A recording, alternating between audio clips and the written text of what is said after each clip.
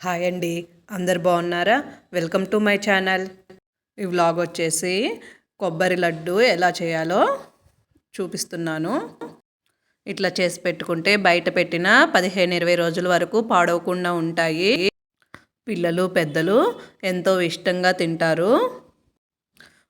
ముందుగా ఇక్కడ నేను ఒక 2 కొబ్బరికాయల్ని పగలగొట్టేసి చిప్పలోంచి కొబ్బరి మొత్తం వేరు చేసుకున్నాను.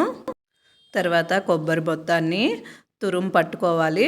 తురుమైనా పట్టుకోవచ్చు, మిక్సీకైనా వేసుకోవచ్చు. కొబ్బరిని మొత్తం తురుము పట్టిన తర్వాత ఒక కప్పుతో ఉంచుకోవాలి ఎంత కొబ్బరి తురుము వచ్చిందా అనేసి. ఇక్కడ కొలతలు వచ్చేసి 2 గిన్నెల కొబ్బరి తురుముకి 1 గిన్నె బెల్లం తీసుకుంటున్నాను. ఇక్కడ స్వీట్ ఎక్కువ తినేవాళ్ళు కొంచెం ఎక్కువ వేసుకోవచ్చు, తక్కువ తినేవాళ్ళు తగ్గించుకోవచ్చు బెల్లాన్ని. పొయ్యి మీద ఒక బాండిల్ పెట్టుకొని బాండిల్ వేడెక్కిన తర్వాత కొబ్బరి వేగేదానికి సరిపడా గీ తీసుకోవాలి. గీ కరిగిన తర్వాత మనం ముందుగా తురుము పట్టుకున్న కొబ్బరిని కూడా వేసుకోవాలి. కొబ్బరి మొత్తం వేసుకున్న తర్వాత ఒక 5 నిమిషాలు హైలో పెట్టేసి మంట కలుపుతూ ఉండాలి, అడుగంటకుండా. అట్లా ఒక 5 నిమిషాలు కలిపిన తర్వాత సిమ్లో పెట్టుకొని కొబ్బరి లైట్ గోల్డ్ కలర్లోకి వచ్చే వరకు వేయించుకోవాలి. వేగేదానికి గీ ఏమన్నా సరిపడకపోతే మధ్యలో యాడ్ చేసుకోవచ్చు. పక్కన ఒక గిన్నెలోకి బెల్లం తీసుకొని ఒక టీ గ్లాస్ వాటర్ వేసి కరగపెట్టుకోవాలి. బెల్లంలో ఏమన్నా నలకలు ఉంటాయని కరగపెట్టుకొని పోసుకోవాలి. మీ బెల్లంలో ఏం నలకలు లేకపోతే డైరెక్ట్గా కూడా బెల్లము వేసుకోవచ్చు. 5 నిమిషాల్లో కలబెడుతుంటే కరిగిపోతుంటుంది బెల్లము.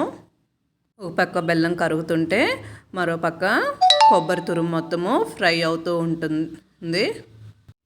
ఇక్కడ అడుగంటకుండా కొబ్బరి తురుమును కలబెట్టుకుంటూ ఉండాలి మధ్య మధ్యలో. కొబ్బరి మొత్తము ఫ్రై అయిన తర్వాత బెల్లం కూడా కరిగిన దాన్ని వడకట్టి పోసుకోవాలి.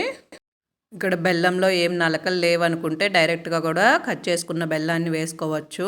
నాకు బెల్లంలో నలకలు ఉన్నాయి కాబట్టి ఇది కరగబెట్టి పోసుకుంటున్నాను. పోసుకున్న తర్వాత కొబ్బరి అంతా కలిసేటట్లు బాగా కలుపుకున్న తర్వాత ఒక 10 నిమిషాలు బాగా ఉడకనివ్వాలి కొబ్బరిని. అప్పుడు బెల్లం మొత్తము కొబ్బరికి బాగా పడుతుంది. ఇక్కడ కొంచెం గీ యాడ్ చేశాను.